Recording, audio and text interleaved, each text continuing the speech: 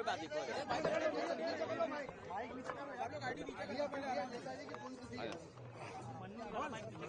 हाँ देख रहे भैया,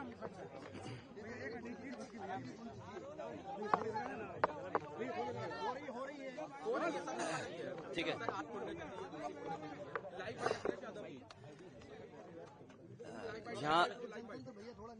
जहां हम लोग आज नेताजी को याद कर रहे हैं, वहीं दूसरी दुखद खबर भी मिली है कि देश के बड़े कारोबारी उद्योगपति रतन टाटा जी भी हमारे बीच नहीं रहे हैं। एक ऐसे उद्योगपति जिन्होंने अपना और उस समूह ने देश की अर्थव्यवस्था में बहुत बड़ा योगदान दिया है। आजादी से पहले और आजादी के बाद से टाटा समूह ने बहुत बड़ा देश की आर्थिक स्थिति को सुधारने में और आर्थिक तरक्की के लिए बड़ा योगदान किया है। वहीं रतन टाटा जी से व्यक्तिगत रूप से भी हमारे कई बार मुलाकात हुई है। उनकी सोच और उनका विजन यही रहा है कि कारोबार करते समय असूलों के साथ कोई समझौता नहीं। उसूलों से कारोबार करने के लिए और अपने लाभ का समाज के कल्याण के लिए जिस तरीके से उन्होंने लाभ का पैसा लगाया है और लोगों का, आम लोगों का कल्याण कैसे हो, उस दिशा में एक उदाहरण पेश किया। ऐसे उद्योगपति को भी हम लोग याद करते हैं, रतन टाटा जी को। वहीं नेताजी इसी धरती से लड़ करके, इसी धरती से संघर्ष करके, नेताजी इसी धरती पर चोट खा करके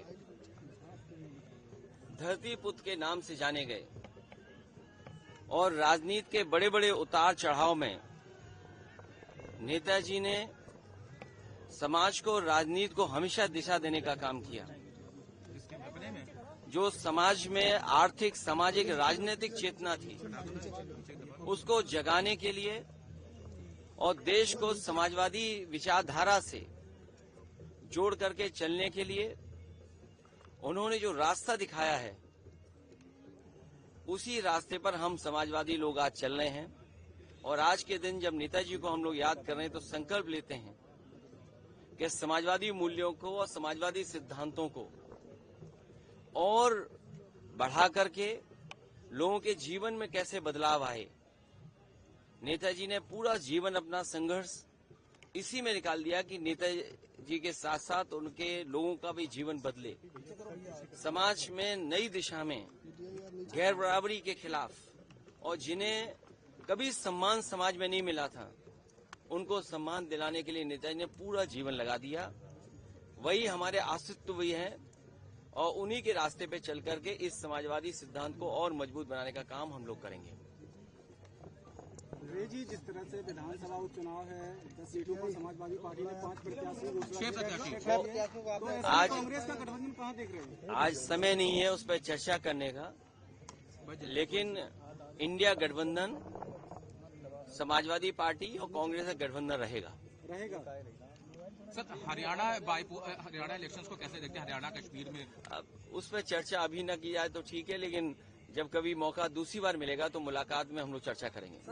मलकीपुर विधानसभा पे क्या मानते हैं, इस बात की होगी? देखिए, आज केवल 2 बातें मैंने कही है, उसी पर बिल्कुल बात रखें। बहुत धन्यवाद।